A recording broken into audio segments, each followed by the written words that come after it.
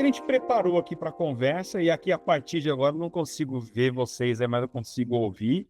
Estou vendo a tela ali, né? Se eu estou compartilhando a tela, se eu tirar vai acabar aparecendo, vai sair, né? Mas vocês vão me interrompendo, o Matheus também me ajuda nesse sentido aí. Bora lá. A gente preparou assim um material que ele é um misto ali da teoria e prática, né? Mas não é a teoria que a gente está acostumado a ver ali no dia a dia, né? Então a gente pegou um livro, tem um livro ali que é bem interessante, não arrisquei traduzir ali o nome do livro para não errar ali na visão, né, dele que ele quer posicionar, mas sabe quando a gente fala com alguém assim, que tipo de meta você pretende para o próximo semestre, próximo ano, 2 anos, etc., e a pessoa faz aquele sinal de crescimento como se fosse aquela naquele jogo de hóquei, né? Hóquei no gelo ou hóquei no patins sem ser no gelo, que você tem aquela haste, né?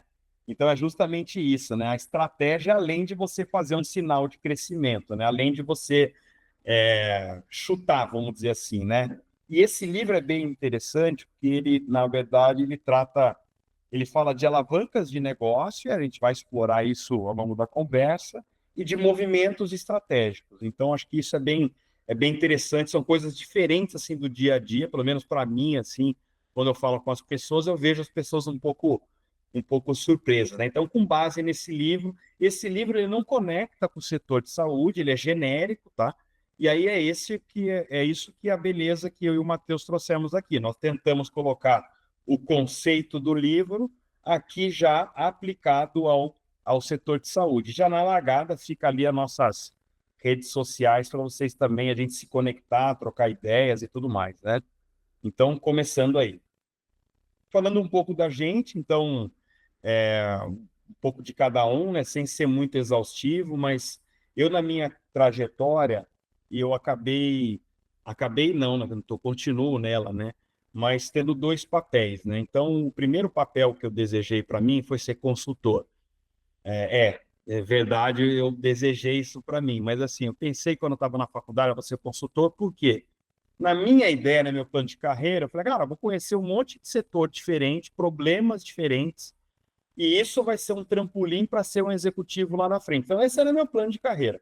Eu pensei assim, cara, eu vou me conectar com consultorias, vou aprender bastante coisa com problemas todo dia, como solucionar, e lá na frente isso vai ser o passaporte, o cartão de entrada, o tapete de welcome para ir como executivo na minha carreira, né? E eu trilhei isso, tá? Então, quando eu fiz economia, administração, na hora que eu saio do curso de economia, já comecei dentro da faculdade na empresa Júnior, e aí eu fui para uma consultoria boutique, mas resumindo, até para a gente ganhar tempo, útil nosso, eu passei por três grandes casas, eu não sei se vocês as conhecem, mas eu acabei trabalhando num tema de estratégia e gestão de negócios, ou seja, ajudar as empresas a crescer e ter um melhor resultado, em três grandes consultorias. Então, uma delas foi a Deloitte, né, que é uma empresa de consultoria e de auditoria. Eu trabalhei na área de consultoria,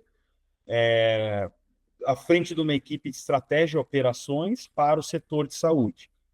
Fui sócio na empresa e tomei conta de uma área exclusiva do P&L e tudo mais, né? Tive essa oportunidade. Também tive a oportunidade de trabalhar na KPMG, que é uma empresa concorrente, vamos dizer assim, da Deloitte, foi até um negócio interessante que depois, ali no particular, a gente pode conversar sobre isso. E tocando também uma área de estratégia e operações, só que para o setor de saúde envolvia tecnologia e inovação. Isso foi bem interessante para mim, foi uma mudada na minha carreira, alargou meu escopo, né, de atuação, né? Então, eu olhava não só sobre a ótica da estratégia pura, a gestão pura de negócios, né? Mas também olhava sobre o aspecto de ferramentas, tecnologia, solução, inovação. Eu aprendi muito nesse momento. E a terceira casa, eu trabalhei também na McKinsey e eu tenho um orgulho grande. Eu acabei nas três casas, eu fui sócio, tive uma passagem bem interessante, pude servir clientes tanto aqui no Brasil como fora. E aquele sonho que era passar na consultoria ali para ser um trampolim, quase que foi minha carreira como um todo. Foi o não planejado, né? Então, o único ganho que eu vejo nisso é conseguir trazer para vocês aqui ou em outras sessões algo que eu vi ali ao longo da minha jornada. E eu também acabei conseguindo, do outro lado, ser executivo, então eu trabalhei bastante próximo de fundos de investimento, né? Empresas que investem em capital privado. Então, não sei se vocês conhecem, mas a Quiné, que é da Itaú, atualmente com Pátria também, em duas investidas. As duas de saúde, uma delas é uma operadora verticalizada em Porto Alegre, por isso que eu moro em Porto Alegre há 7 anos, chamada CCG Saúde, que é até um caso aqui que a gente vendeu. Trabalhamos eu e o Matheus junto, vendemos por um bi, foi a maior transação de 2021.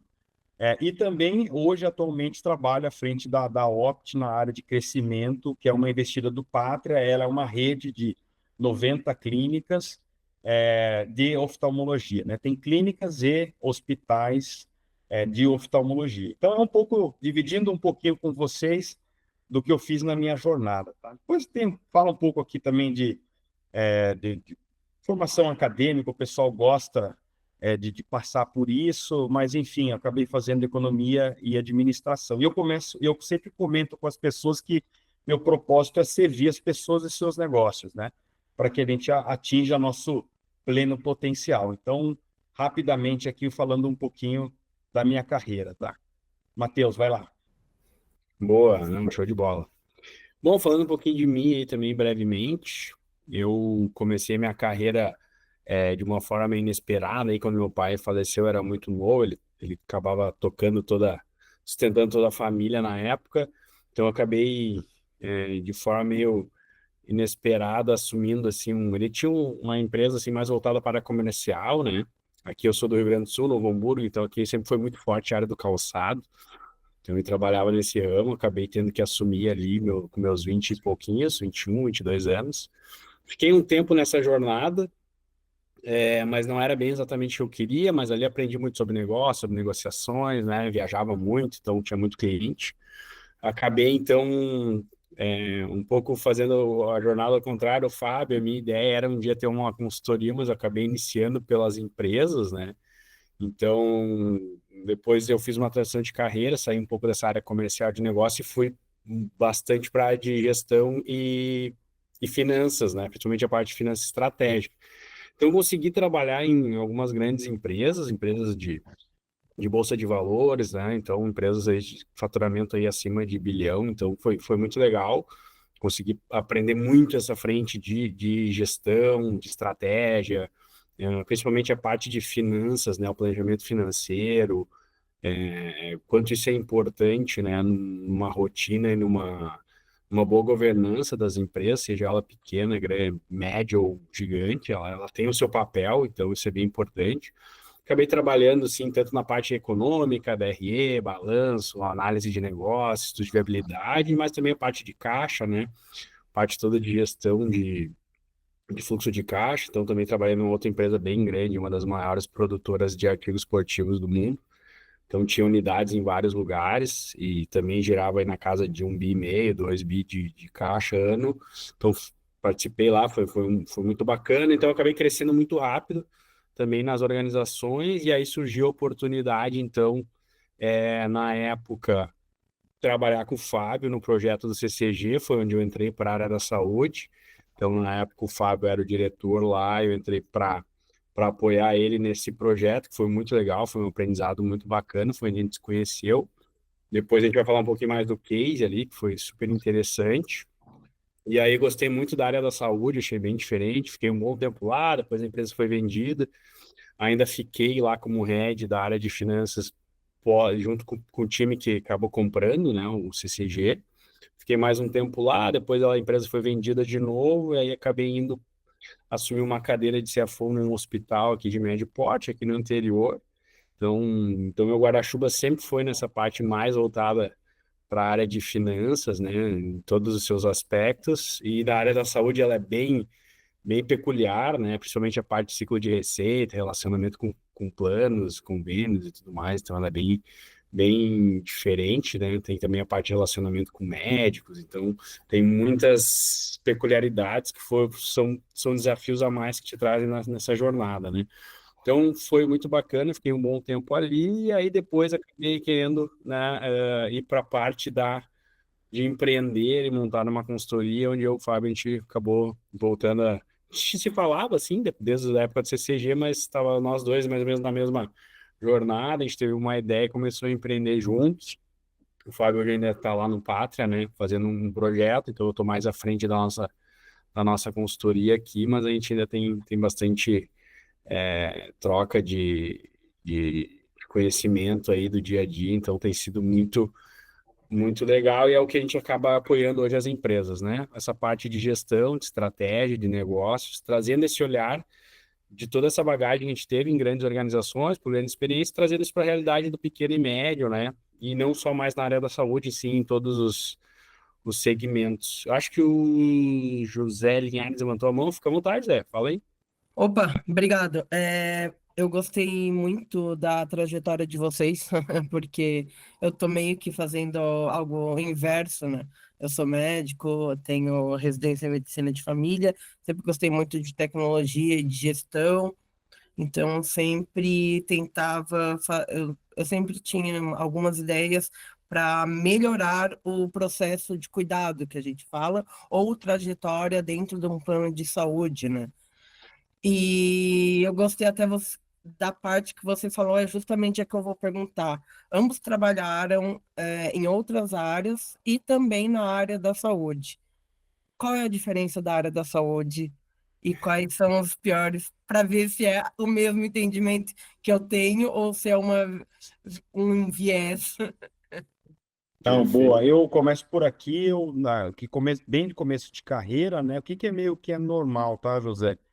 É você trilhar na formação de economia e administração, né? Então, é normal você se deparar com setores diferentes e é onde você tem um aprendizado. Então, eu trabalhei em banco, seguradora, aluguel de carro, transporte aéreo, eu conheci todos esses setores, tá? O que que eu vejo que é a grande diferença entre o setor de saúde e os demais setores? Primeiro, é uma questão muito minha, tá? Saúde tem propósito. Então, para mim, não que outros setores seja melhor ou seja pior, etc. Não, não é isso que eu estou falando. Mas saúde tem propósito. Então, eu posso falar que eu já trabalhei em banco, então eu ajudei grandes bancos aqui, e também em saúde. A diferença que eu vejo é o seguinte: o banco, de um lado, ele trabalha com dinheiro, né? Entra dinheiro e sai dinheiro, né? Ele te entrega dinheiro. E saúde, você entrega serviço, você entrega qualidade de vida, você entrega algo que é muito individual, né? Individualizado, e que tem um impacto nas pessoas muito grande. Então, acho que, para mim, essa é a beleza do setor de saúde. Esse é o meu modo de ver, tá? E por isso que eu talhei praticamente minha carreira inteira nesse setor. Agora, é um setor que também é interessante sobre o aspecto de que ele navega em qualquer cenário, né? Cenário de crise ou não crise, ele está lá. É um setor firme, ele dá aquela cambaleada, ele dá aquela. ah, ele tem seus desafios, mas ele é um setor perene, se eu puder assim dizer. Então, sempre vai existir setor de saúde. Então, essa é uma segunda coisa que eu gosto bastante. E, para mim, o terceiro é o seguinte: não dá para você ser curioso. Ou você conhece saúde de fato e como se fazem as coisas. Eu não sou médico, né? Não conheço operacionalmente no detalhe, mas eu tenho uma noção. Ou você não consegue circular no setor de saúde, que é diferente de uma fábrica, por exemplo. Então, para mim, são essas três características que trazem aí uma diferenciação do que eu vi no setor de saúde versus outros que eu já tive a oportunidade de trabalhar. Ela, Matheus? Não, não, é isso aí. O Fábio falou vários pontos que eu concordo e acho que só complementando um pouquinho da minha visão, eu concordo nesse ponto do Fábio dessa beleza de tu ter que ter a humanização, de tu servir ali as pessoas, né? Muitos dos hospitais vieram de irmãs, né? Tem aquela coisa do legado também de algumas instituições bem do passado, né? que traz um pouco desse lado também, e acho que a própria escola ali, né, a parte da enfermagem, da medicina, tu leva muito para esse lado da assistência em si, né? Então isso eu acho que é muito bacana, cria, e é um ambiente que te demanda muito, então acho que cria alguns vínculos, assim, nas pessoas que acabam tendo esse viciozinho de quem entra ali gosta muito de trabalhar, e ele é muito específico, né? E claro, e como o Fábio falou, é um segmento resiliente, é um segmento que tem muito saúde pública, né? Então tem o viés político também, tem a estabilidade de uma economia, toda passa pela saúde da população, então tem muitos players, né, interligados, e ele pensando assim, ou quase todas as cadeias ou setores produtivos, a área da saúde, ela era muito pulverizada, ainda é, né, muito segmentada, muito especializada, e muito ainda na mão de médicos ou de pessoas especialistas, técnicas, né? Então ela vem passando de um tempinho para cá muito eu acho que ela foi do último setor que sofreu uma transformação, que está sofrendo uma transformação de consolidação, de vindo a gestão mais forte, né? Esse olhar para custo, esse olhar para negócio. Então, ainda tinha muito no passado e tu conseguia repassar muita coisa, né? Tu conseguia repassar o custo, conseguia repassar um pouco dessa sinistralidade para frente. Hoje está cada vez mais difícil e isso acabou trazendo o outro lado, que é o que vem vivendo muito a saúde, que é esses desafios, né? De tu diminuir custo, ser mais eficiente. Os planos de saúde estão cada vez mais concentrados, com mais poder, então estão pressionando a parte médica, os hospitais, e aí tu não consegue repassar o custo lá para a ponta, então as pessoas não estão, né? A gente vive há, sei lá, 10, 20 anos com o mesmo número de pessoas com plano de saúde, né? Não cresce a saúde suplementar. Então, acho que tem esses desafios que é o que está vivendo hoje, que é muito essa parte da necessidade de trazer gestão, trazer mais esse olhar de negócio para dentro da área da saúde, principalmente nos lugares mais afastados, nas pequenas clínicas, né? Ou pequenos hospitais, assim, que eu acho que tem essa necessidade e o médico que consegue trazer esse olhar de gestão, ele acaba tendo um bom espaço dentro das organizações, né? Pelo menos a experiência que eu tive, assim, eu vi que médicos que estão indo para o lado da gestão ali, seja na parte não só de custo, mas na parte de processos, de eficiência lá na ponta, né?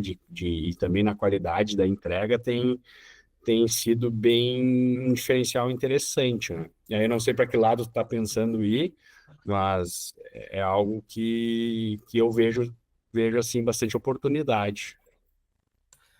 Então, muito obrigado pelas respostas. Era.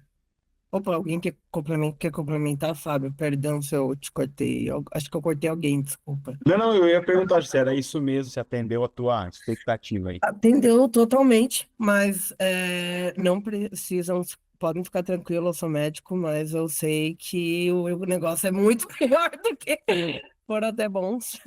Mas eu gostei desse olhar que eu não tinha, né? E vocês tocaram num ponto que eu acho que vivendo numa bolha, eu sou médico de família, eu trabalho muito com inovação e gestão. E o problema maior como médico de família é assim, eu sou um especialista geral, é muito diferente do clínico geral. Então, se tem uma doença que está dentro ali das condições sensíveis à atenção primária e eu vejo, poxa, dá para estudar e tratar? Legal. Porque eu acho, porque hoje a gente já tem a medicina baseada em valores e tudo mais, que mostra que não adianta você ter aquela fila imensa se você tratar mal, né? Isso principalmente estou falando em saúde suplementar, claro, né? E você tocou num ponto mais crítico ainda, que são as clínicas populares, que é o que a classe média brasileira hoje procura muito, né? São atendimentos de 15, 20 minutos, que por muitas vezes acabam causando uma iatrogenia ou uma falsa. Iatrogenia seria algum desvio ali que em 15 minutos não dá para fazer muita coisa. Você bota o nome da pessoa ali, né? E acabou, acho que uns 20, 30, né? Já. E é bem isso que eu vejo, assim, a gestão é muito difícil convencer. Eu até estava numa clínica e eu tô, assim, experimentando novas coisas e eu pedi para sair, porque eu não acreditava naquilo. Eu achava que eles ficavam lá tocando na porta. Eu entendo que é importante para a clínica manter o, o salário, o, a sua receita. Só que isso vai nas custas do quê? Aí que eu entro do lado da humanização. A gente não precisa perder, a gente não precisa ser uma instituição sem fins lucrativos e de saúde, sabe? Já tem estudos bem qualificados nesse modo, então eu acho que é mais ou menos por esse caminho e por isso que o assunto me interessou tanto. Ah, bacana. É o drive-thru da saúde, né? É. Beleza. Indo lá então agora pro direto ao ponto, né? Antes da gente entrar e falar de cada alavanca, né? Que eu gosto de comentar bastante. A gente sempre se pergunta o que que é estratégia, né? Mas fiquem tranquilos aí que, na verdade, não vou falar daquelas respostas que a gente está acostumado a ter, né? Mas assim, o que eu gosto de fazer bastante analogia acredito que vocês devem conhecer aquele tenista Roger Federer, né? E o Google me contou que ele é o tenista mais bem pago, vamos dizer assim, o mais valorizado de todos os tempos, né? Pode ser que até semana passada tenha visto algo diferente, mas vamos partir do princípio que o Google está correto. E aí tem duas características, tem um negócio bem interessante, né, quando a gente fala de estratégia, né? E a pergunta que eu faço para mim aqui, eu mesmo já respondo na sequência, que é o seguinte, poxa, será que se ele jogasse badminton Roger Federer teria o mesmo sucesso, né? Então, eu já respondendo, diria, olha, com certeza ele seria um ótimo atleta, teria ali no ranking uma participação dos top 10, ia ser o primeiro do ranking, o segundo, o terceiro, não sei qual, mas ele seria um excelente jogador, mas eu não sei se eu tenho certeza que ele não seria remunerado como no tênis de campo. E arrisco dizer que qualquer esporte de raquete ele não seria tão remunerado quanto no tênis de campo. E aí que eu encerro a minha analogia um pouco lúdica aqui, que eu gosto para tangibilizar um pouco, que estratégia justamente é isso. Você tem de um lado o posicionamento, isso conta muito, e neste caso aqui, a escolha dele pelo esporte de tênis de campo foi determinante pelo sucesso financeiro. Eu não sei se ele pensou isso lá atrás, né? Talvez tenha sido vocação, mas a nossa análise aqui. E do outro lado, você tem um componente que não é o posicionamento, é um componente dele jogador. Então, dele enquanto jogador, o que que ele fez ao longo do tempo que se diferenciou? O que que eu quero dizer com isso? Não basta estar num mercado ou estar num esporte que supervaloriza. Você precisa se destacar naquele esporte, você precisa se destacar naquele mercado. E é justamente isso. E esses dois componentes, um de um lado, posicionamento, e o outro, o que que eu posso fazer, né, de melhor para ser um melhor atleta, ou uma melhor empresa no meu segmento, ou um médico, ou um profissional, que é o que a gente vai fazer as provocações aqui, né? Então, o posicionamento é como se fossem as alavancas estratégicas. E, e a parte do ele jogador é como se fossem os movimentos estratégicos, né? Então, tem duas grandes frentes aqui para a gente tocar nessa conversa aqui. Então, olha que interessante, das 5 alavancas estratégicas, uma delas é o chamado, esse endowment, é o ponto de partida. O que que é o ponto de partida? Ponto de partida é tudo que eu fiz hoje, por exemplo, 16 de setembro. É tudo que eu, na minha carreira, ou eu enquanto executivo, eu enquanto médico, enquanto profissional, a empresa que eu tenho, eu fiz de investimento até hoje nela. Então vamos lá, eu olhei para a minha empresa hoje, poxa, eu tenho acreditação, eu tenho sistemas, eu tenho pessoas qualificadas, eu tenho processos bem postos. Esse é o ponto de partida. Então, você investir no tempo na empresa, de modo que ao longo do tempo ela vai acumulando ativos e que vai dando mais robustez para a empresa, faz com que o ponto de partida ela esteja mais preparada para frente.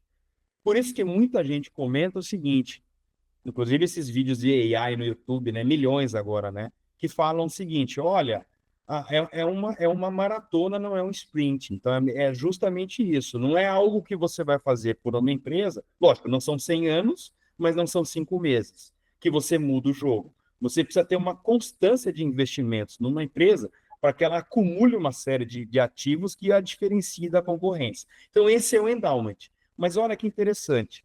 Nesse livro, ele divide o seguinte, que 30%, pensem lá no nosso resultado, né? Vamos imaginar se o nosso resultado lá é 100, né? 100 pila, né? Na nossa terra lá, né, Matheus? 100 pila, né? Desses 100 pila, 30% do resultado vem do ponto de partida. Poxa, Fábio, mas eu não investi em pessoas, em tecnologia, meus processos são complicados, eu não tenho acreditação, eu não investi em maquinário, poxa, eu não reformei as coisas. Então eu estou começando a perder parte desse 30%. Mas a beleza é que daqui em diante você consegue também investir. Então esse é um primeiro ponto, tá? Depois a gente vai associar um pouco a exemplos. Então acho que esse é um ponto interessante. A pergunta sempre que vem é, então vale investir no longo prazo, né? Sempre vale investir pensando não só no resultado de amanhã, mas daqui para frente? A resposta é sim, porque ela carrega ali um ponto em que o resultado ele acaba acontecendo sem você fazer muita coisa que você já fez ao longo do tempo. Olha que interessante essa segunda alavanca, né? E a alavanca vem justamente disso, é como que eu utilizo a alavancagem dessas variáveis ao meu favor, né? Então, como que eu utilizo os investimentos que eu fiz ao meu favor? O segundo é tendências. As tendências, seja do macro setor, né, ou do microambiente, elas impactam normalmente 25% do resultado. Então, o que isso quer dizer?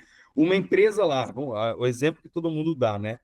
Vamos começar a fazer carro elétrico, o Elon Musk viu essa tendência, lançou lá a Tesla ou outras empresas, a Apple, entre outras empresas que são clássicas de esse tipo de exemplo, e elas ou criaram uma tendência ou elas embarcaram numa tendência. Você tem ali já 25% do resultado corporativo embarcado só de acertar na tendência. Então, olha que interessante, empresas que estão antenadas ao macroambiente, ao ambiente fora do ambiente de gestão do dia a dia, e se posicionam bem, ela só de se posicionar bem, ela sai na frente. E por que isso acontece? Porque, na verdade, é o exemplo lá que o José deu, né? Quem começou a fazer as clínicas populares, hoje sai até uma notícia lá, o mais todos, cartão de todos lá, faturando 5,6 bi, imaginem, 500 unidades no Amor Saúde, né? Então é justamente isso, o cara criou ali uma tendência e surfou nela. Agora, olha que interessante essa outra característica, né? Essa outra alavanca. Aquela pergunta, será que tamanho de empresa faz sentido? Cara, faz total sentido. É uma das primeiras alavancas estratégicas, de fato, né? Depois de você desconsiderar o efeito de tendência ou o ponto de partida, quando você olha para a empresa, fala, cara, eu quero ser dominante no meu mercado. Eu quero ser uma startup que vai ser o primeiro a se posicionar, né? Vamos pensar nesse aspecto, né? Isso é uma alavanca poderosa? Cara, poderosíssima. Se você pensar, por exemplo, aqui na área da saúde, dando um exemplo de uma empresa já estabelecida, a Redditor é um exemplo clássico disso. Ela começou lá atrás, e não é muito lá atrás, né? Tipo, cerca de 15 anos atrás, adquirindo alguns hospitais. O pessoal olhava, mas a rede é meio fraca, são hospitais meio ruins.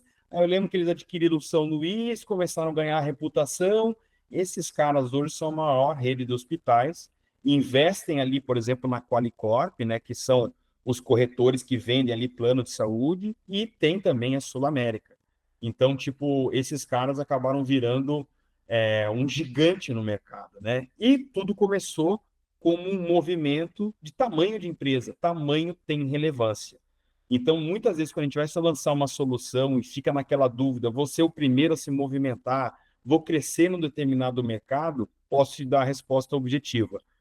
Se posicionar com o primeiro daquela categoria, ele faz sentido.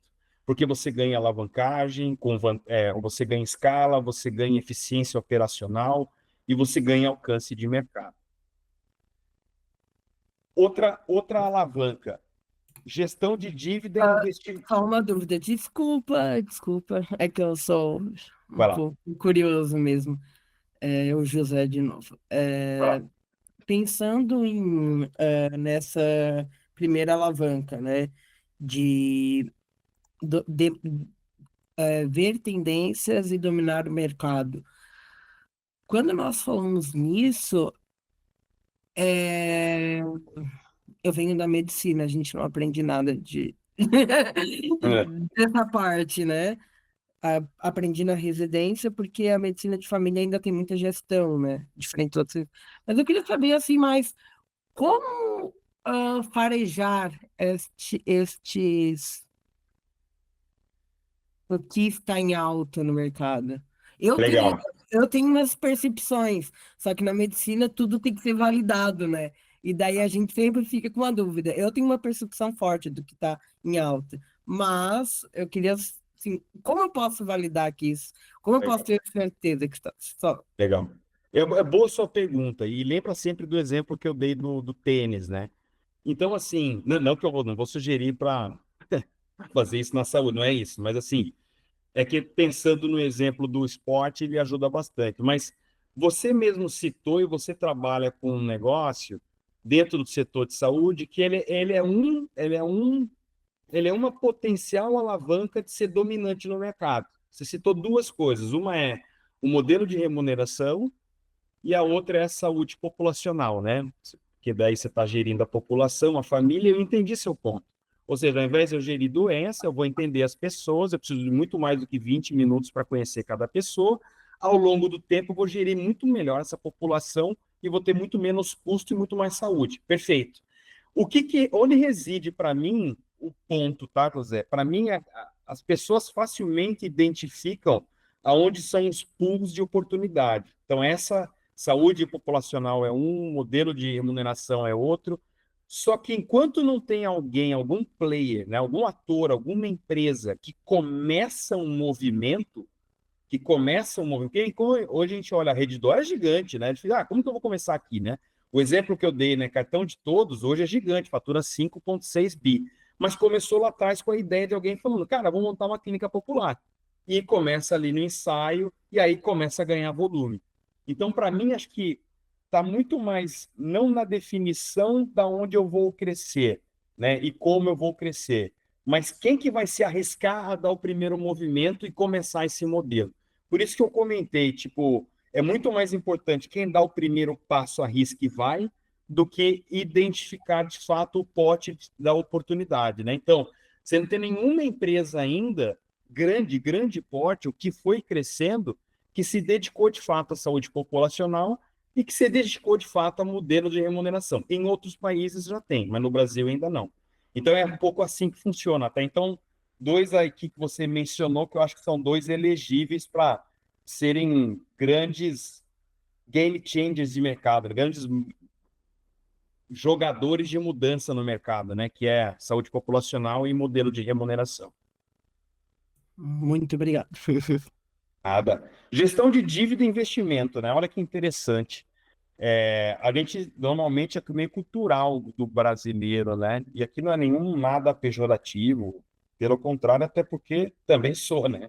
Mas assim, em outras culturas, você vê de fato como você ter dívida como uma mola de propulsora de crescimento. E a gente tem dois caras aqui no mercado que trabalharam isso, tá? Então, eu estou falando aqui da DASA, na verdade, quando a DASA ainda estava compondo a parte de diagnóstico e hospitais, né? Quando ela tinha um ecossistema, né? Mas, por exemplo, o Fleury, ela é uma empresa que trabalha muito bem isso. Ela é uma empresa, você olha o balanço dela, ela tem um nível de endividamento.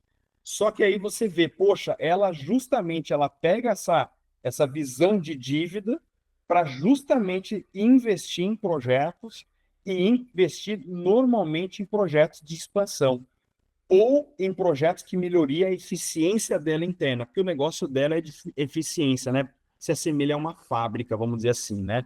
Então, lógico, tem um atendimento ao cliente, tem qualidade, uma série de coisas, mas é produção. Quanto mais ele for eficiente, melhor o custo unitário dele do exame que ele faz, né? Então, gestão de dívida é um negócio muito importante. E aí a gente viu isso justamente do Covid para cá, aonde muitas empresas fizeram, aí eu não vou citar nomes, melhor ou pior gestão dessa dívida, e hoje que a gente está com esse custo, né, da Selic a 15% ou mais, né, que crescente, né, que aí as empresas entram em dificuldade. Mas essa é uma grande uma alavanca de crescimento, né? Eu, particularmente, gosto muito dessa alavanca, eu gosto muito de trabalhar com isso, e ela potencializa crescimento muito mais rápido, ela acelera, né? Então, você, por exemplo, vai falar em acelerar, né? Você tem as aceleradoras de startups, e tem os investidores, e é justamente isso. Por meio de capital, você conseguir fazer com que aquela empresa tenha um crescimento muito mais rápido. E pesquisa e desenvolvimento também, ela coloca as empresas num posicionamento de mercado muito diferente.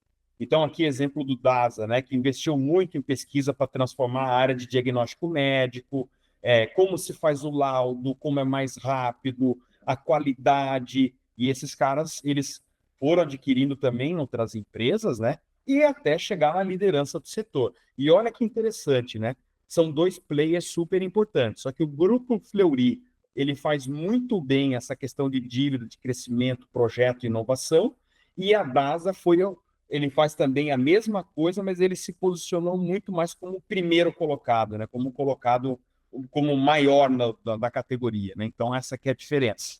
Então aqui é uma alavanca importante de crescimento, né? E aqui, por curiosidade, até na pessoa física, eu gosto disso, até na pessoa física eu utilizo gestão de dívida, né, para estar alavancando o crescimento de negócios, né, de investimentos em negócios. Então, é muito interessante. Normalmente, eles têm uma cultura de alavancar dívida para investir em outras coisas, e, enfim, é uma decisão muito individual, né? Tendências dos setores geográficas. Eu gosto bastante desse exemplo, mas como... Desculpa, que você pediu, que eu poderia interromper. É Não, que fica à tem vontade, por alguns favor. colegas. Está me ajudando. É que eu já faço isso pro Saulo, aqui de Porto Alegre, então eu tô acostumada. Ah, vai lá. E eu acho que vocês têm a mesma origem minha, já que falam pila. Ah, Vocês saíram de um estado e foram para o outro, igual eu, né? De saíram da onde? Eu, na Eu, verdade, de São Paulo e fui para Porto Alegre, e o Matheus é da região, né? Ah, tá, entendi. Não, eu vim para Santa Catarina, que a gente também falou. Todo mundo veio de outro lugar. Enfim, tivemos alguns comentários aqui, né? Acho que paramos no. A Thaís, né, falou que trabalhou por 10 anos na saúde da família, se especializa nesse âmbito, a gente se especializa bem em atendimento e acolhimento, mas fica defasado na parte de gestão financeira, financeiramente falando. Ela continua com agora eu estou atuando exclusivamente no universo privado e estou apanhando para gerir, saber cobrar e valorizar o meu trabalho. Compartilho dela, é muito difícil. O público e o privado tem os seus prós e contras. E é interessante esse ponto, porque o que acontece? E acho que essa é uma das belezas também dessa conversa nossa, né? Por quê? Porque eu, por exemplo, eu sou um burocrata, né? Vamos dizer assim, né? Maneira de dizer, né? Eu sou um cara formado em gestão de negócios e tal. Eu não consigo fazer um ato médico, eu não estou no core da saúde, não estou no coração da saúde, né? Eu não estou ali fazendo o ato clínico e tudo mais. Eu tenho vários colegas médicos aqui, até por ética, não vou comentar, mas que, cara, é natural. Você tá ali, eu lembro que o médico uma vez falou para mim, poxa, você está aprendendo a gerir negócios ao longo do tempo. Eu estou aprendendo a salvar vidas no curto prazo, né? Então, são raciocínios diferentes, né? E aí, quando eu vejo na gestão médica, e acho que legal vocês que são técnicos médicos, né, ou médicas, né? E estão também olhando gestão, que tem um complemento muito forte, porque é muito complexo essa parte financeira, modelo, né? Relacionamento com convênio, você, puta, glosa, fazer a conta, asseguração de receita, 1000 contratos, o que você coloca, é muito manual, né? Então, esse ponto que você Muito fala, manual, é extremamente manual, é realmente manual. século XVIII, assim, de manual. É isso aí. Então, mas é isso, vai. Acho que é bom, como eu não vejo vocês, então, qualquer um pode aí levantar a mão e a gente vai interagindo. É, Tendências dos... Oi, vai lá. é que tem um comentário do Felipe também que eu acho bem importante. Eu acredito que o grande diferencial que serve em todo esse tipo de negócio é o valor agregado que você entrega para o seu paciente ou Sim. cliente, né? E na saúde, eu acrescento, né? Na saúde isso ainda é maior, né? Eu acho que a gente é uma empresa, a gente é uma empresa. Sim, também. Mas tem um dever social, né? Eu acho que, enfim. É um impacto, é uma responsabilidade É, que salva vidas, né? exatamente. A Ainda percepção do outro lado, a diferença, oferece um serviço, né? Poxa, é, você recebi aqui sei lá, o meu carro ficou bom, né?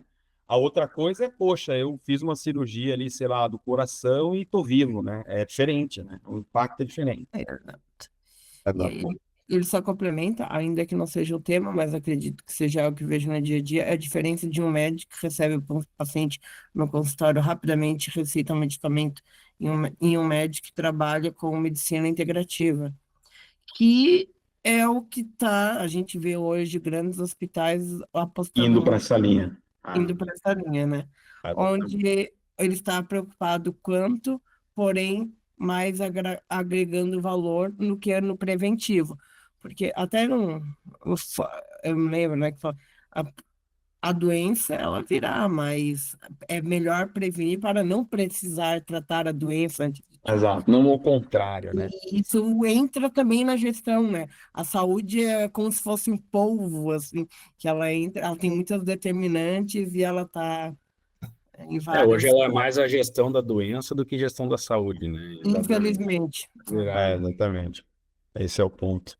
Era isso, desculpa a interrupção. Não, não, Não, vontade. pelo amor, estamos aprendendo juntos aí. Tendências dos setores geográficas, né? Lembro lá que a gente passou alguns minutos atrás que era 25% do resultado vinha de você antecipar tendências, né? E aí tem a ver com que desses comentários que a gente fez agora, porque uma empresa que aproveitou bastante isso, e aqui eu não estou entrando no aspecto qualidade boa, ruim das empresas, posicionamento, estamos olhando o que elas aproveitaram do mercado, né? Eu conheci a Apivida lá por 2008, assim, e eles tinham 400 mil vidas. Hoje eles devem estar umas 15 milhões de vidas. Então, é um modelo interessante, né? É uma coisa que, na verdade, na época, era um pouco saúde populacional da época, né? Tipo assim, quem tiver uma rede fechada, controla o custo e vai se posicionar melhor, né? Então, tinham poucas redes assim, né? Intermédica na época, hoje virou a Apivida, né? De fato, a própria Apivida, entre outras, mas tinham poucas, né? O que predominavam mais eram outras empresas, né? Que a gente chama de medicina de grupo, né? Então, eles aproveitariam interessante. Se vocês olharem depois com calma, coloco isso até como uma sugestão, né? Derem uma olhada, toda vez que teve uma crise e que teve um repasse muito alto, ou seja, toda vez que um plano de saúde chegou para as empresas e aumentou muito o repasse, a Apivida cresceu absurdamente. Por que que acontecia? As seguradoras iam lá, colocavam 40, 50, 60% de acréscimo no prêmio, né? Porque é um prêmio de risco, né?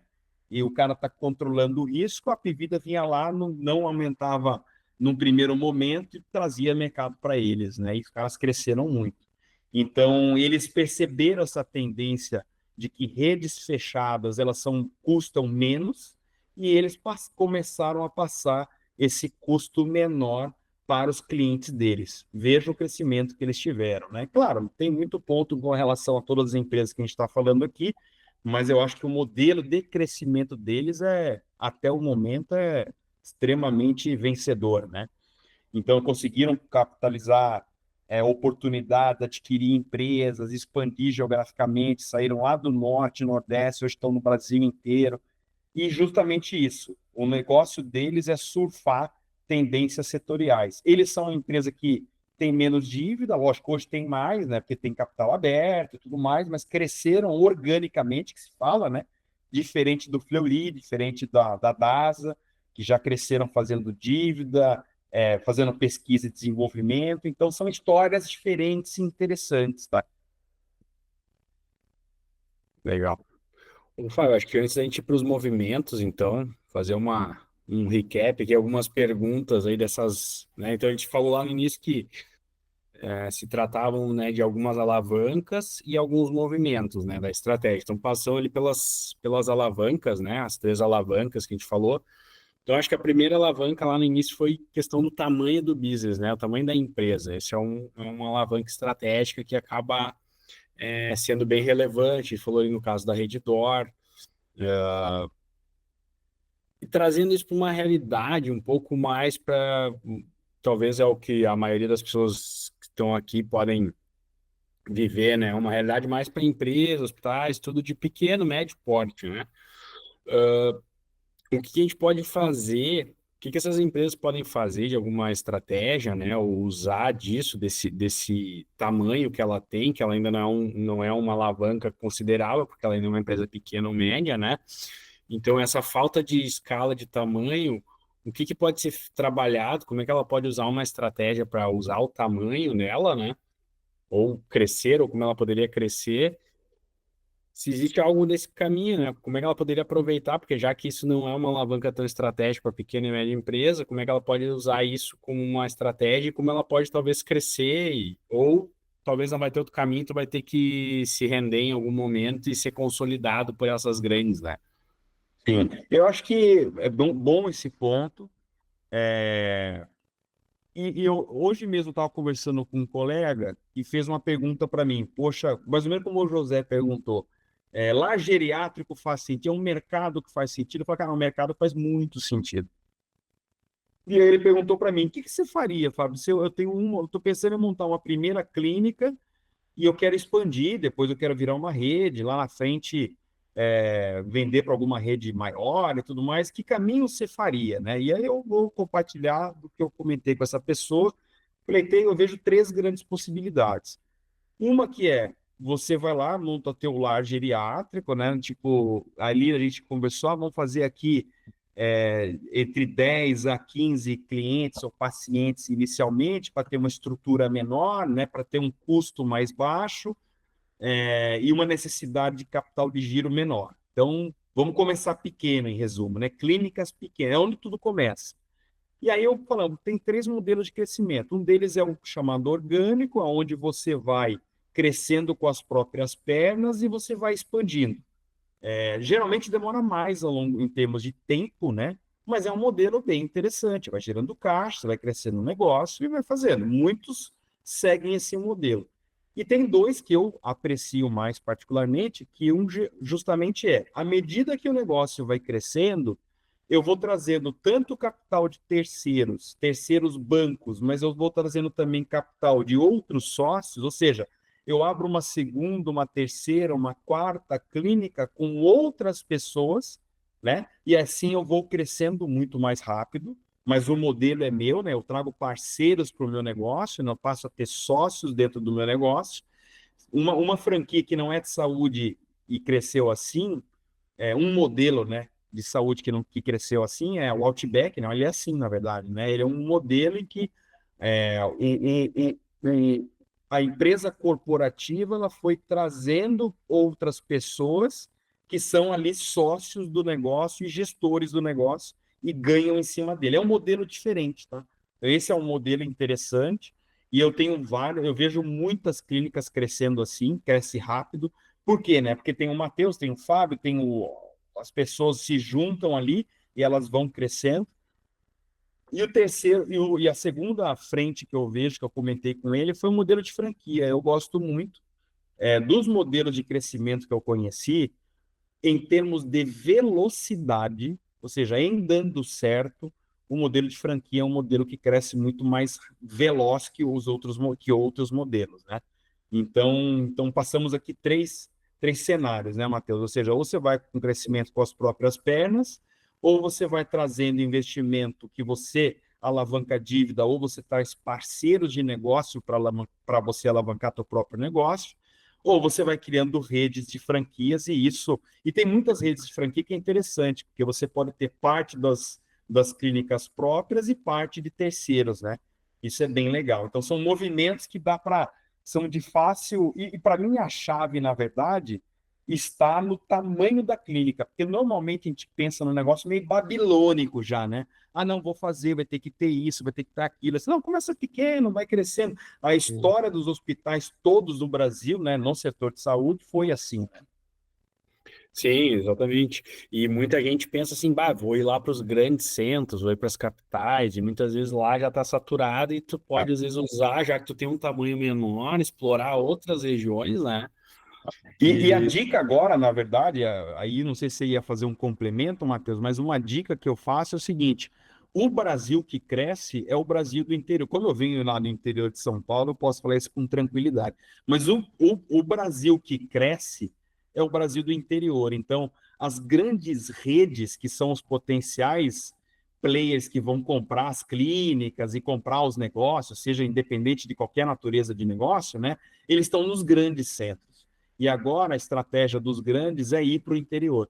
Então, seja os fabricantes, eu sei que tem gente aqui de dispositivo médico, tem gente de distribuição, etc. Estar no interior é o grande posicionamento. Lembrando do tênis lá do Roger Federer, é o grande posicionamento de mercado hoje.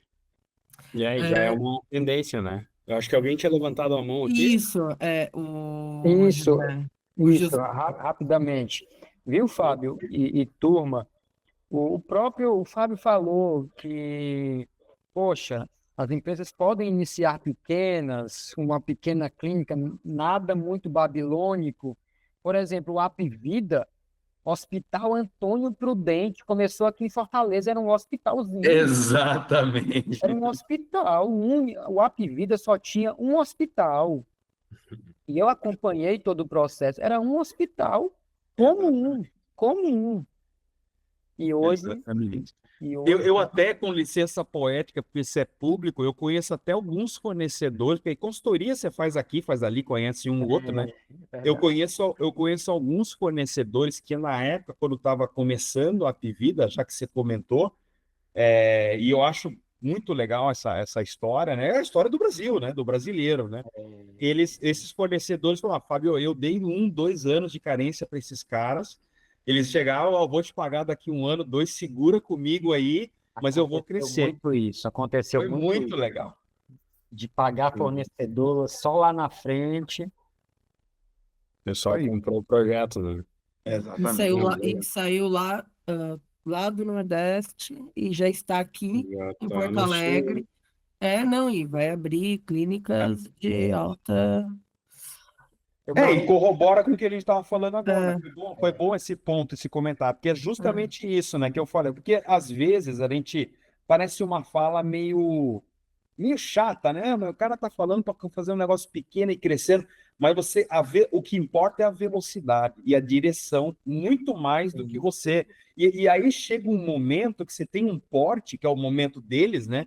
Você tem um porte que aí você cresce com muito mais agilidade. Então, assim, você demorou, sei lá, 15 anos para sair lá do Antônio Prudente de um hospital, e depois você demorou, sei lá, 5, 10 anos para construir 50 hospitais. É verdade. Vira exponencial, né? Exatamente. É Daí interessante. eu acho que até vou aproveitar o link aqui para outra pergunta, então, que é da outra alavanca, né? Que é a parte da dívida e do P&D. Então, empresas menores, né? No caso, até quando a vida começou e tudo mais, vamos botar para o nosso cenário aqui, né? Pequenas e médias empresas. Como é que a gente pode usar, então, o equilíbrio, a prudência, né? Da alavancagem financeira e a necessidade dessa inovação e tu conseguir te manter relevante no mercado, porque a gente pensa às vezes que isso é coisa para empresa grande, né? Que tem que investir ou que consegue dinheiro, né? A empresa pequena vai ali no banco pegar o dinheiro quando está sem dinheiro, né? E na verdade não, tu consegue muito bem usar isso como uma alavanca estratégica, né? A dívida e também essa inovação, seja ela em novos projetos de pesquisa mesmo, seja inovação interna ali de processo e crescimento. E aí, nessa tua experiência, assim, esse equilíbrio, né? Qual que seria uma forma ideal para quem está aí numa pequena, média empresa conseguir achar esse ponto de equilíbrio, ser prudente e conseguir alavancar com essa alavanca estratégica? Não, é sensacional. Acho que a primeira dor que a gente vê, né? E pode ser que eu esteja enganado, mas a maioria das vezes A gente, putz, se empolga com o negócio, a gente está crescendo, a gente olha a receita, mas o controle do tal do fluxo de caixa que pega, né? Então eu acho que o que que eu vejo na minha história, tá? Eu vejo muitas empresas, e aqui independente do porte, tá? Pequeno, médio, grande porte, as que melhor se tiveram uma constância de crescimento, de investimento, etc., foi aquela empresa que, sempre teve crescendo, investindo em crescer, né? Sem esse receio do crescimento, mas também empresas que sempre geriram muito bem o seu fluxo de caixa. Parece ser uma coisa simples, mas não é, porque o dia a dia nos distrai e a gente acaba saindo desse controle, né? E aí vem uma que, mas eu tenho meu contador aqui, eu tenho alguém que toca, e aí vem um outro problema, porque normalmente o contador ou a pessoa que está tocando está olhando a competência, a nota fiscal, o balanço, né? Ou até o fluxo de caixa sobre a ótica contábil. Mas aqui eu estou falando no caixa mesmo, liquidez, banco, caixa, banco, o dia a dia, né? Necessidade de capital de giro. Então, aquela pessoa que eu comentei com vocês aqui, me perguntou, né? Falou, Fábio, o que que tu faria como próximo passo aqui, então, desse lar geriátrico para fazer o crescimento, né? Eu falei, olha, eu olharia um estudo de viabilidade, para ver se, para você ver o tamanho da necessidade de investimento, a necessidade de capital de giro, o que que isso quer dizer? Aquilo que você, os compromissos que você tem para pagar no mês a mês, e o terceiro item foi, e o fluxo de caixa. Então, a minha dica aqui, Matheus, é justamente isso. À medida que eu vou contraindo dívida, eu vou. E aí a gente tem inclusive um cliente que passa numa situação, dois, na verdade, eu e o Matheus, que passa numa situação um pouco mais delicada nesse sentido, né? Ou seja, uma reflexão em cima do fluxo de caixa. Teve um crescimento, entrou muita receita, e aí começou a se fazer investimentos com essa receita. Quando você vai olhar, poxa, eu acabei imobilizando, né? Ou seja, colocando em maquinário, em imóvel, e aí faltou o caixa do dia a dia. Então, a minha sugestão é olhem e naveguem muito bem o fluxo de caixa, que é simples, não é nada do outro mundo, tá? Um bom Excel ali, uma planilha, um sistema simples, tem RP hoje, as a service muito simples também para tocar, e você vai dirimir bem esse ponto aí. Não, com certeza, e até complementando, né? Porque eu já passei por várias situações, principalmente nessa parte aí de caixa, de alavancagem, de investimento. Eu acho que é bem isso, assim, tu conseguir, acho que a prudência tá em tu conseguir entender exatamente para onde tu quer ir e a forma que tu tá pensando em ir. E botar isso de uma forma simples no papel, ver se a conta tá fechando e se às vezes tu não tem que arrumar um pouco o caminho, né? Ou a alternativa do que tu tá querendo fazer. Então, exatamente, tu olhar, tu ter um bom fluxo de caixa, ter uma boa análise assim, bom, mas esse investimento que eu estou fazendo, ele vai se pagar mesmo no período que eu estou esperando? Não vai? Qual que é o risco desse investimento se concretizar ou não? Quais são as margens de erro, né? Então, isso ajuda muito tu olhar o fluxo de caixa também ele para frente, né? Tentar projetar um pouco e olhar, pá, qual que pode ser o problema aqui que vai acontecer, que pode me tirar do jogo, né? O grande ponto é quando tu chega num patamar que a dívida ou o alavancar te tira do jogo. Aí tu quebrou, é bem mais complicado. Agora, problemas, percalços, tu tá ali, tá vivo, tu consegue navegar e achar uma solução, né? Então, é isso aí mesmo. Acho que o Gabriel levantou a mão. Fala, Gabriel. Oi, pessoal, boa noite. Primeiro, parabenizar aí, eu acho que a discussão é riquíssima. E, Matheus, você começou falando sobre necessidade de levar a gestão, qualidade para a clínica. Fábio está complementando aqui com fluxo de caixa, que é importantíssimo, né? Caixa, dívida não mata, mas caixa sufoca e mata. Eu fiquei com duas perguntas aqui para vocês. De todos esses temas e talvez aqueles que vocês não citaram, qual que é a principal dor que chega hoje para vocês? E qual o tempo médio dos projetos barra consultoria que vocês fazem? E essa segunda pergunta, ela está atrelada porque quando a gente fala de levar gestão, qualidade, a gente fala de mudança de percepção e cultura. Isso é lento, né? Você não consegue mudar isso, principalmente em grandes negócios, como vários que vocês deram exemplo aí. Talvez você tenha um dono com um viés muito forte, já de cultura e gestão para fazer a coisa acontecer.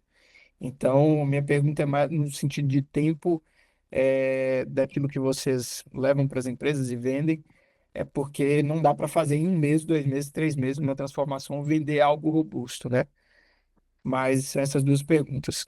Boa, Gabriel. Para mim, assim, o que mais eu me deparei na minha jornada foram duas coisas. É interessante que uma coisa conectada com a outra, uma delas crescimento.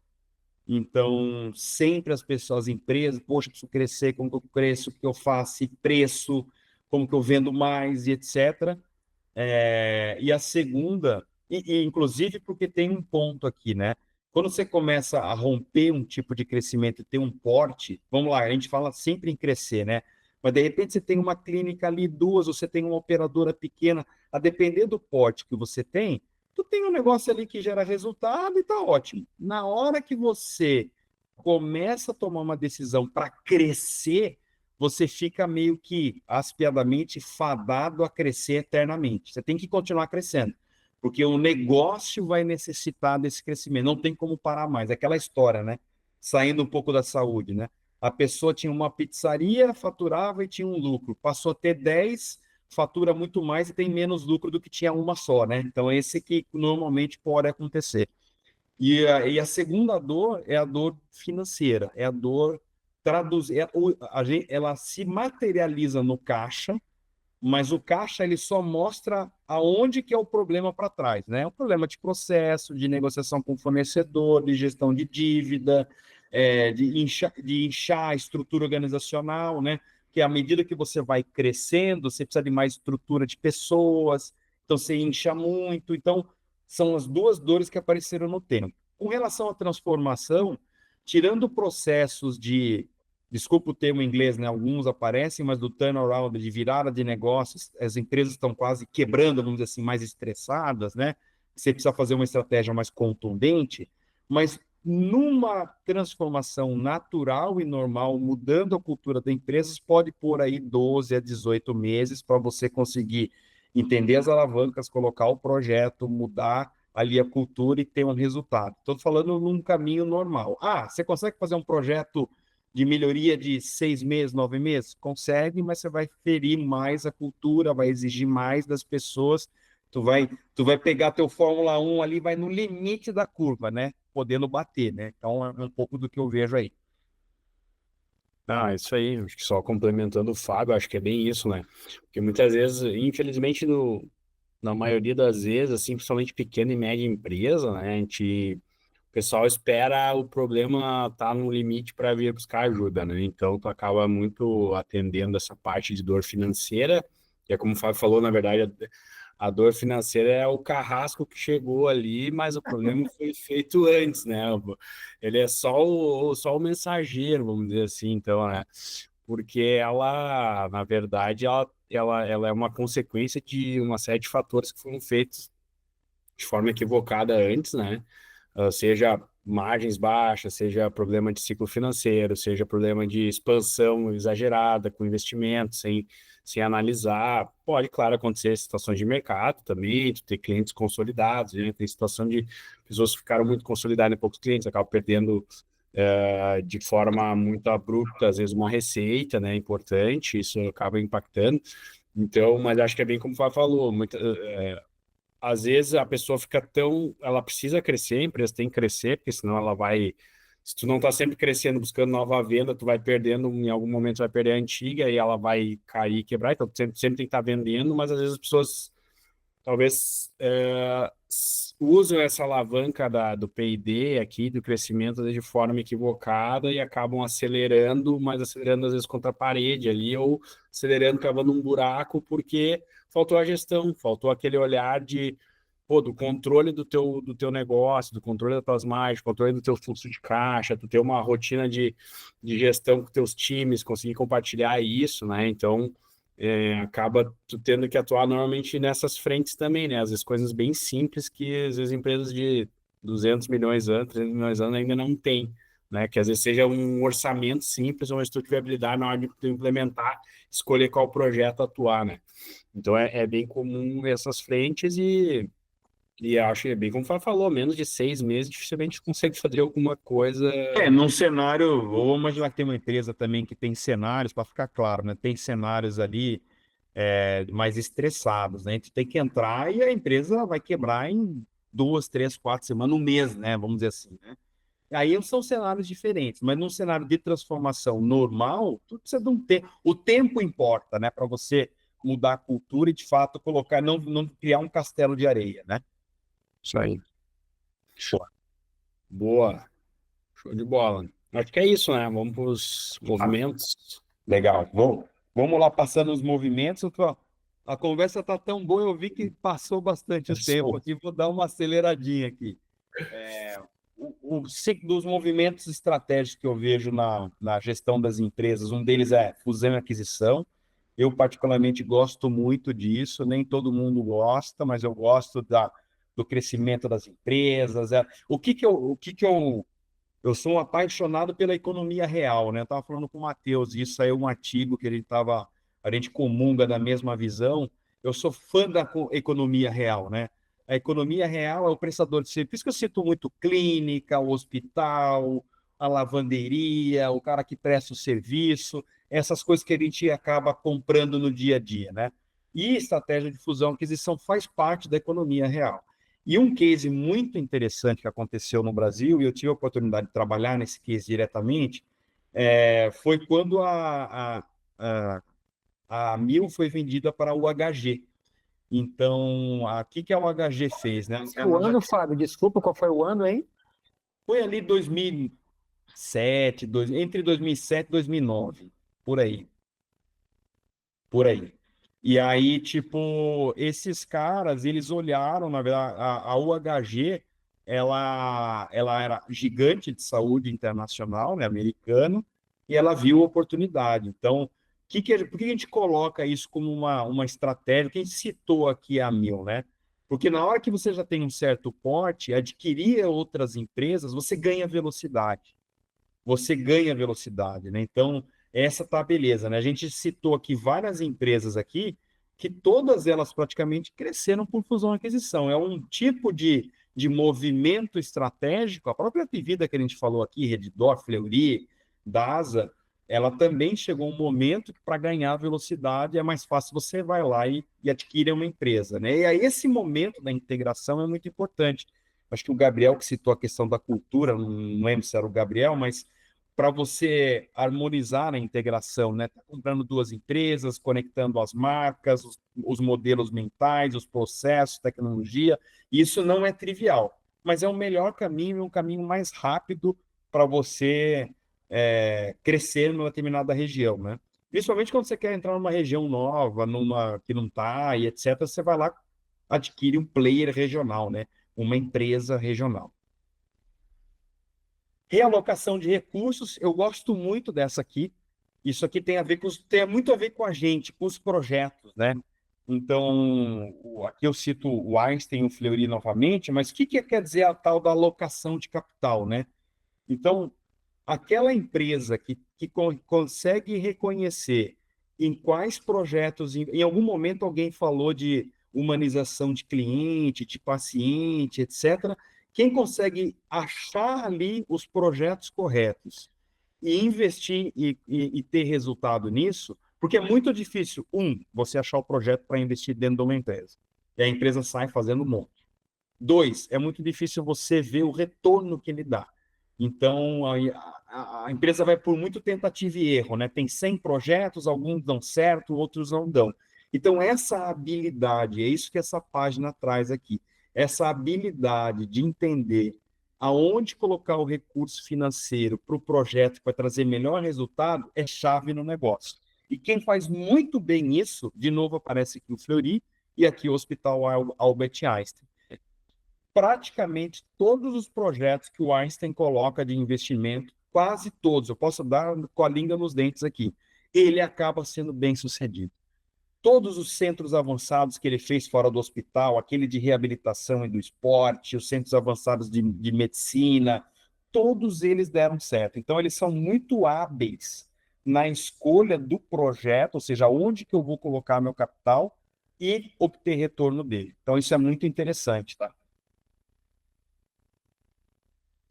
Programas de produtividade também tem uma questão que tem muito a ver conosco, né? Ou seja, e saúde, isso ele é muito relevante. Eu acho que teve até um comentário no começo que foi nesse sentido, né? O custo da saúde, né? Como eu presto um serviço, e não é um serviço aqui, com todo respeito, né? Que nem eu citei, de lavanderia, alguma coisa assim, né? É um serviço para pessoas, né? Saúde e tudo mais, a responsabilidade é muito grande. Então, sempre você está olhando produtividade, você está melhorando, porque a tendência, e é engraçado isso, até uma parte aqui, não sei se vocês já repararam, a saúde talvez seja o único setor, de todos os setores, que a tecnologia nova, ela não substitui a anterior. Como assim, Fábio? A gente tem lá, vivendo hoje, um raio-x e, ao mesmo tempo, vivendo um robô que faz cirurgia ou faz exames, entendeu? Então, na verdade, em outros setores da economia, a nova tecnologia substitui a anterior. E na saúde, ela acumula. Então, isso tem que ter um cuidado muito grande. Sempre você tem que ver o chamado custo de servir, porque senão você vai sempre colocar uma tecnologia nova, que é interessante para o paciente, não é essa a dúvida, não é esse o meu ponto, mas que a empresa ela pode ficar mal das pernas se ela não gerir bem isso. Se ela embarcar muito nesse hype tecnológico, ela acaba perdendo margem, porque ela acaba acumulando tecnologia, o custo é exorbitante e você acaba perdendo com isso. Então, na saúde, o olhar de produtividade, dos processos, o que eu posso automatizar, e isso as startups elas têm crescido muito, né? Como automatiza o processo ali de receita, de glosa, de dispensação, como que eu escala de enfermagem, médica, como que eu utilizo melhor meu centro cirúrgico, como eu faço a agenda de modo a ter uma produtividade melhor. Produtividade é a chave. Inclusive, tem um livro da McKinsey que é muito interessante, que chama Crescimento no Brasil, né? Produtividade no Brasil, a chave do crescimento acelerado. Muito legal, porque como a gente também, é bem interessante isso, como a gente vê a riqueza de um país, né? Eu sei que não é saúde, mas só fazendo um paralelo, a riqueza de um país é medida pela produtividade. Então, a gente gosta de medir pela receita as coisas, né? Mas é a produtividade que ganha o jogo também. Esse aqui é um fator muito importante. Fábio, e estava falando aqui no chat, na educação a gente tem a lousa ainda convivendo com uma inteligência artificial que mentora alunos. Então, na educação também Aqui é tem com isso, os né? dias ainda, né? Na educação a gente vê também um pouco disso, né? A tecnologia lá na frente chega, mas o professor continua lá Ela não também. substitui, né? Cara, Não é uma analogia substitui. legal, eu não tinha pensado nisso. Eu não A sei o lousa ainda está impacto, lá, né? né? Exatamente, exato. Você convive, né? Você tem ali o aluno, você tem, lógico, obviamente, né? Você tem ali a sala de aula totalmente online, a nossa conversa aqui, por exemplo, totalmente online, mas a maioria das escolas a avassaladora tem o híbrido, né? Eu estou somando com um bom ponto, eu não tinha pensado nisso. Mas também dá para... Desculpa, José, pode falar. O Fábio. Não, Não, falei nada não. Não, mas dá para unir as duas coisas. Eu, por exemplo, estou agora na reta final eu dou aula em pós-graduação de saúde da família. Eu criei uma IA voltada, no caso, um app de IA, voltado para resolver soluções, perguntas básicas de ABNT, de Vancouver, e ainda bota uma frase antes, não façam apenas algo vazio, causem impacto e usem essa ferramenta para ir além, né? E eu Não, acho. é bom, perfeito. E aí talvez eu tenha comunicado incorreto, mas estamos bem alinhados, porque assim, o acumular tecnologia não é ruim. Viver no giz e na AI é bacana. É só tomar o cuidado para não acumular custo. É mais esse o ponto. Então, por exemplo, Exato. eu vou lá fazer no meu protocolo lá de saúde da família, por exemplo, vou colocar aqui, a Fábio passou aqui por mim no meu protocolo, vou colocar todos os exames possíveis, desde o raio-x até o de última geração, né? E, puta, eu vou colocar um custo no sistema, né, tipo, de saúde muito grande, é nesse sentido. Não, ótimo, Fábio. E eu acho que daí também na saúde entra uma questão de investimento para não Desculpa, gente, da medicina, eu acho até que na minha idade eu sei até um pouco mais de gestão, desculpa se eu falar qualquer coisa errada, mas a gente também tem a questão de que a gente tem que prever desfechos em saúde. Então, é muito, por exemplo, trabalhar em prevenção, falar nessas questões, ela também impacta futuramente no que a gente vai gastar pensando no grande plano de saúde, né? Concordo. Então, tem esse fator, não consigo pensar em outras áreas, mas na medicina a gente tem que levar isso em consideração também, né? De que não é sempre que às vezes a gente gasta mais um pouco agora para não gastar muito depois. Muito mais, É, exatamente, exato. eu dei o exemplo da mamografia que a mamografia, a chance de alguém dar positivo, eu não lembro os números agora, entre 50 e 69 anos, é cerca de 1, alguma coisa por cento. Então, para o paciente em si, não faz muito sentido. Mas o custo de, por exemplo, 200 mil pessoas fazerem a mamografia é 8, 8 milhões. Já o tratamento de uma só pessoa com câncer avançado de mama é 300 milhões. Então, você já pensa no impacto antes, né? Em Exato. primeiro Não seja. concordo. É isso aí. Boa. Vamos chegando perto do fim aí.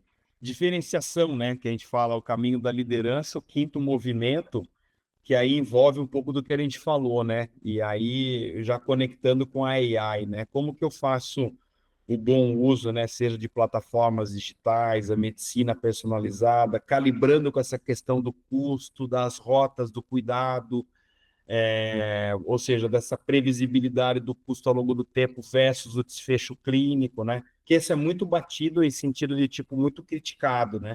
Mas é aí que vai dar a diferença, né? Eu acho que a gente avançou muito sobre o aspecto do atendimento, da jornada, da experiência do cliente no seu atendimento, mas tem, acho que, muito a melhorar nisso que acho que foi o José ou o Gabriel que comentou, no seguinte sentido do desfecho clínico, do método correto. E a gente, algumas especialidades elas são já voltadas para isso. Na oncologia, por exemplo, ela é mais conhecida, né? Agora já tem outras que, poxa, a gente pega aqui sem polêmica, né? Saúde mental, autismo, etc. Poxa, você vê ali uma diferença e uma profusão de serviços no setor brutal, né? E sem aqui entrar no aspecto de como isso está hoje, né? Mas, por exemplo, uma operadora hoje, se você pega lá o autismo e saúde mental, ela custa mais que a oncologia, muitas vezes, que não faz muito sentido, né? Sobre a ótica de prestação de serviço, né? Deveria ser mais conhecido. Então, tem passos larguíssimos na saúde para melhorar nesse aspecto, né? E é um pouco da provocação dessa página, ou seja, como que eu coloco a tecnologia ao meu favor para ter um custo menor de colocar um serviço, né? Um serviço que eu falo, a decisão clínica mais acertada, que eu consigo dar um melhor desfecho para aquele cliente, humanizado, inclusive, que daí, do meu ponto de vista, não adianta, não, nas últimas semanas ali do paciente estar em contato ali conosco, vamos dizer assim, fazer de tudo possível imaginar que o custo vai se cavalar, mas ao longo dessa jornada tentar evitar com diagnóstico precoce e tudo mais. Essa provocação dessa página. E um dos players, de novo, reparem, ninguém do Fleury pediu para eu fazer aqui, mas eu e o Matheus, a gente foi montando o material, os movimentos e as alavancas, pensando nas empresas, né? E aí ele apareceu em vários momentos. Olha que interessante, né? Agora eu tenho uma dúvida aqui, pessoal. Temos aqui 5 minutos aqui do que a gente combinou e tinha aqui um case do CCG. Posso passar rapidinho? Ou vocês preferem fazer mais perguntas e a gente vê, compartilha o material? Deixo aí à vontade para vocês.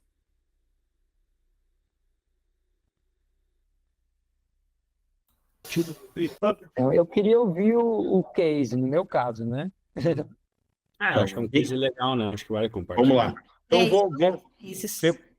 vamos lá. Temos uns minutinhos aqui, então vou partir para o case. Então, tudo que a gente falou um pouco, a gente foi dando ideias, eu gostei bastante, queria Viu, agradecer. Fábio? Desculpa, até porque eu morei em Porto Alegre também. Bacana. Bacana. Eu lembro do 5 pila, 10 pila, 20 pila. Que é esse Que pila bacana. aí, né, cara? Legal. Então, assim, a primeira parte que a gente fez, a gente preparou com muito carinho para dividir com vocês, foi isso, né? Conversar um pouco a parte teórica do que o livro traz ali de grandes posicionamentos e movimentos, já alinhando com prática e essas provocações nas perguntas, as interações. Foi muito legal. E agora a gente passar um pouco do que a gente viveu junto, né? Então, até se vocês perguntaram, às vezes falar de algum cliente ou outro, a gente não pode, por ética, mas aqui nesse caso, a gente consegue.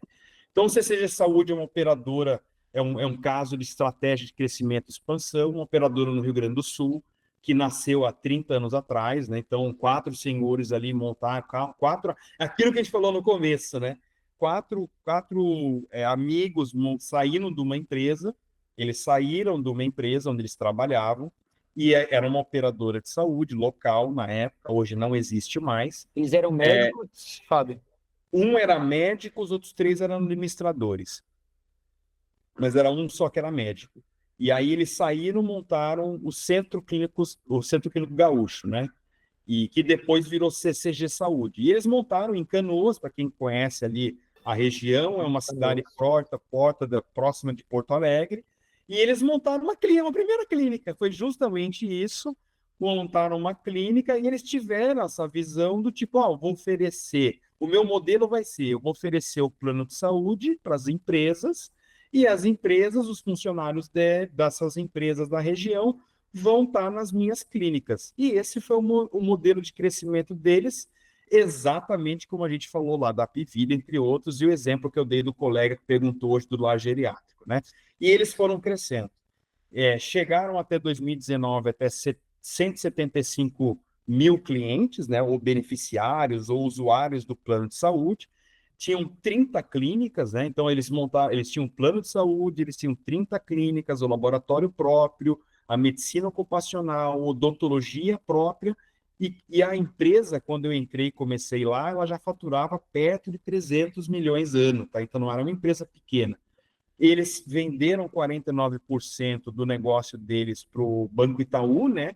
O Banco Itaú ele tinha um fundo de investimento chamado Kinea, que comprou 49% do CCG, que é parte do que a gente conversou aqui também, né? Como que eu cresço. Então, o CCG cresceu organicamente, sem tomar muita dívida por muito tempo. Depois, ele trouxe um sócio parceiro para fazer uma nova fase de crescimento. E foi nesse momento que eles me convidaram para estar me juntando e ser um executivo ali para ajudá-los a executar esse plano, que o Matheus também trabalhamos juntos e tudo mais. E era praticamente a maior operadora de saúde do Rio Grande do Sul. A primeira é a Unimed, né? Todo mundo sabe disso, a Unimed Porto Alegre é fortíssima, né? Então, esse era o retrato da empresa, tá? Então, esse era o retrato da empresa. Vou passando aqui.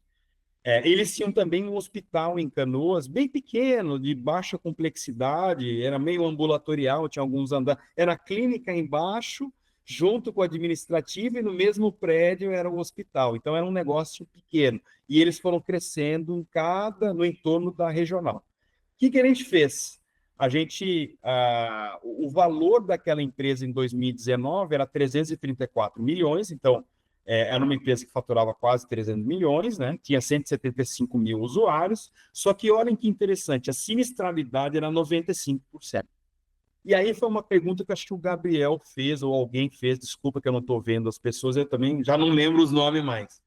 E que a pergunta foi o seguinte, poxa, em quanto tempo tu melhora o resultado da empresa? Nesse caso aqui, do CCG, repare, a gente saiu de uma sinistralidade, que é um custo, né?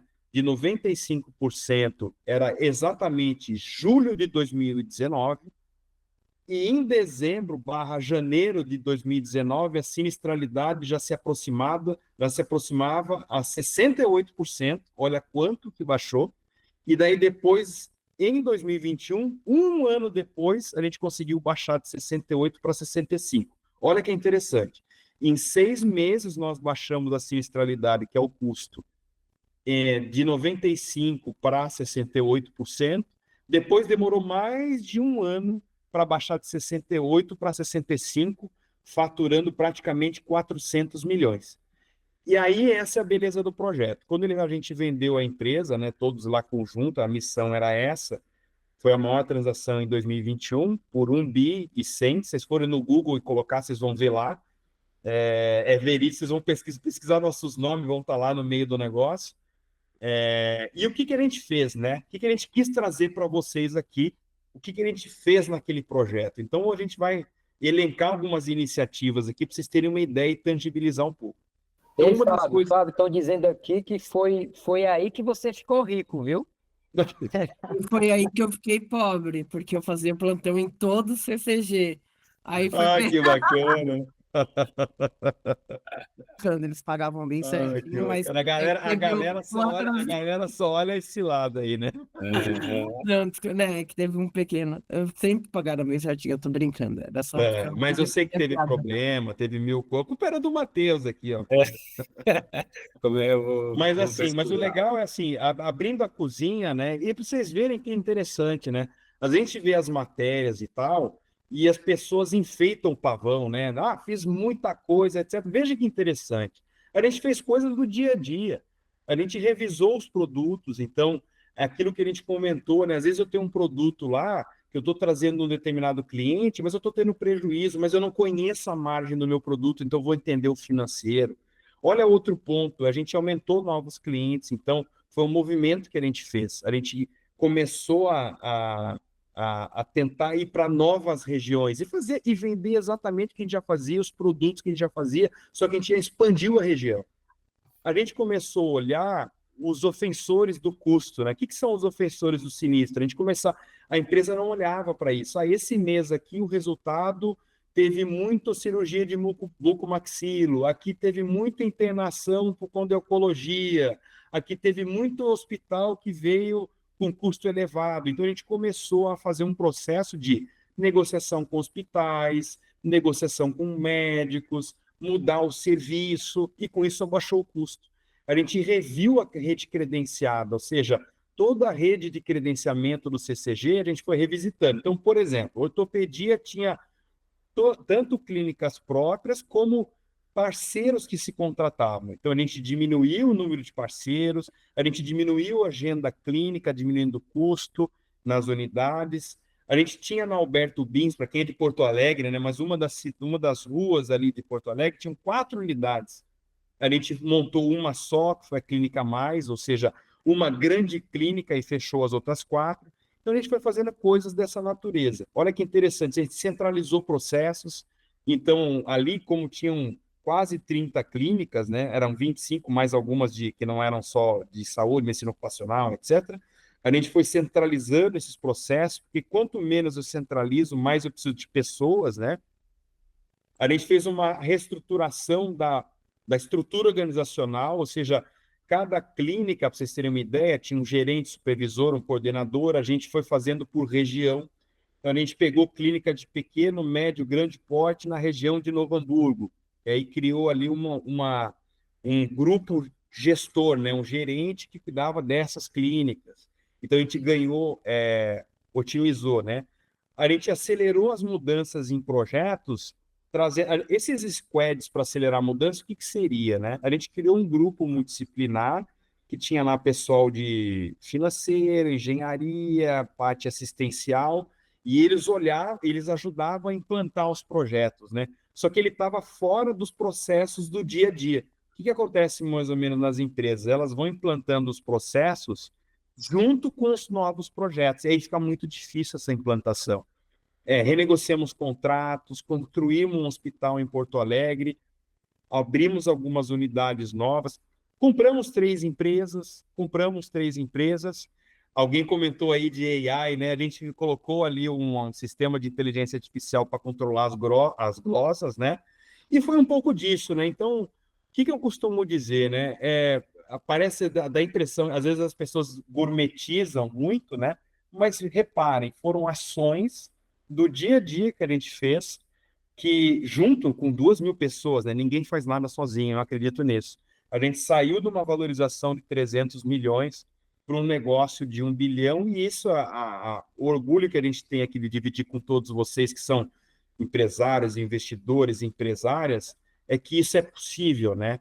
E que não tem nenhum puta ciência de foguete que foi criado um negócio super diferente e que ninguém conhecia. Pelo contrário, eu sou um cara mal básico com as coisas, mas tem uma questão aqui.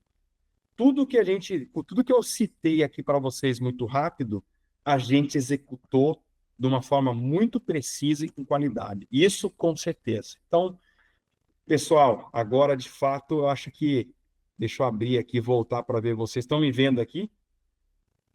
Sim, E Fábio. eu vi essa transformação, só para encerrar, na mudança até do programa e de como a gente começou do treinamento dos funcionários. Por exemplo, ninguém batia na minha. Por exemplo, eu falei, né, naquela questão de que 20 minutos, 20 minutos. Então, imagina em pronto atendimento, né? Eu já fiz, acho que em todos os CCGs, tá? E aí houve uma mudança, foi totalmente. Antes, hoje as clínicas, vamos dizer assim, mais populares, porque a CCG está um nível acima, ao meu ver, né, muito acima, ao meu ver, porque, enfim, ele ofereceu um suporte, passou a oferecer um suporte muito bom, vamos dizer assim, do dia para a noite.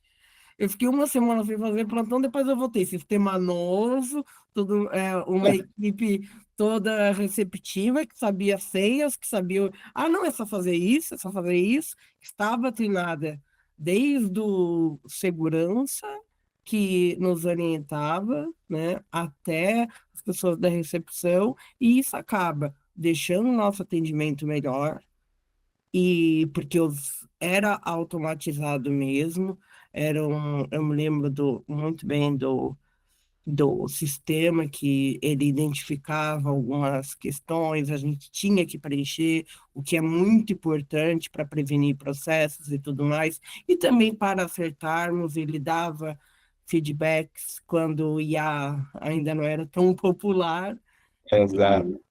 e eu vi isso de perto, assim, foi. E ali, o José Guilherme falou, na Clínica Mais, do lado da Clínica Mais, tem uma igreja chamada São José. Exatamente, exatamente. Pô, vai lá, Zé Guilherme agora. Só pra... Legal, legal, José. Fábio, me diz uma coisa, qual era o RP lá no final? A gente tinha um sistema próprio ali, na verdade, né? E daí depois a gente começou a implantar ali o Tazi, né? Tazi, né? O Tazi, a gente No putz, hospital, né? teve muita dificuldade no hospital e tudo mais. E hoje é tudo diferente, né? Mudou, porque a Pivida entrou, é sistema deles lá, então mudou É. completamente, né? A gente tinha, na parte de glosas, era o Dr. Marvin, né? Então a gente tinha esse sistema, tinha alguns sistemas que a gente colocou, né? Então, mas foi isso que a gente utilizava lá. Legal. Muito bom. Mas legal, pessoal. Acho que é só agradecer aí a todos aí. Acho que aprendi muito aí também com as perguntas e com as colocações. Agradecer, não sei, Matheus aí, foi sensacional. Só vai ser muito bom compartilhar esse conhecimento depois com todo mundo no YouTube. E fiquem à vontade para nos procurar também. Sempre conversar e trocar ideias, para mim, é uma terapia. Vai lá, Matheus. Não, show de bola. Não, primeiro agradecer aí a aula do Fábio, né? Sempre muito bom ouvir o conteúdo. A gente espera que poxa ter compartilhado aí bons insights. Hã? Talvez Ideias. A Janaína tá... se faz assim de Opa, Acho que abriu sem querer aí. sem problema. E privilégio poder estar com vocês aí, compartilhando um pouquinho, aprendendo, né? Já quase 9 horas da noite, então foi muito bacana conhecer mais vocês. Fica à vontade para chamar a gente, quiser conversar, como o Fábio falou, trocar ideia, tem LinkedIn, tem nosso contato, tem Instagram, tem tudo. Muito Coloca teu bacana. LinkedIn aí, Matheus, no chat, coloca teu LinkedIn aqui, o Fábio eu já achei. Legal. Peraí, já vou botar. Obrigada, Matheus. Obrigada, Fábio. Obrigado, Elaine. Eu que agradeço a Foi oportunidade. excelente. Obrigado, André. Obrigada aos Josés pela participação. Eu que agradeço a Elaine, que me Eu que jogou agradeço. nesse mundo. Muito boa a participação aí, foi bem legal, fez uma boa diferença. Legal. Parabéns, Obrigado, pessoal. pessoal. Muito bom. Muito bom mesmo. Falou. Fraterno abraço para todos aí.